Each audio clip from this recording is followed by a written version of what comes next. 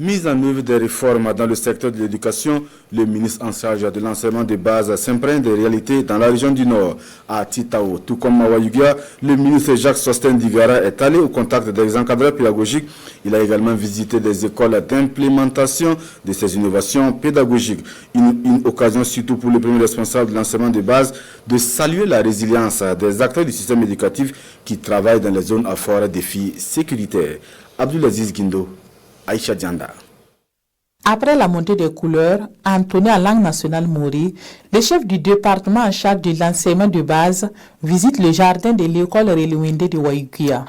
Ici, les élèves apprennent le maraîchage et l'élevage de petits ruminants.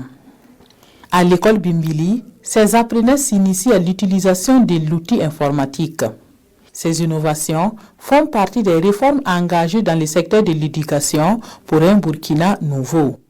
Nous avons été émerveillés de voir déjà des jardins scolaires qui poussent, émerveillés de voir la réforme s'implanter dans la ville de Titao, avec le retour il n'y a pas longtemps donc des enseignants. À Wayugia, Goursi et Ayako, le ministre Sosthène Digara et ses collaborateurs échangent avec les encadreurs pédagogiques sur la mise en œuvre de ces réformes. Cette rencontre, ça nous a permis de mieux comprendre les innovations, les réformes. Monsieur le ministre a pris son temps, il a expliqué. C'est vrai, les difficultés il y en a, mais nous essayons autant que faire se peut de les minimiser afin donc de réussir vraiment l'action. En dépit des difficultés, la région du Nord est résolument engagée dans la mise en œuvre de ces réformes et le ministre Digara appelle les différents acteurs à un sursaut patriotique.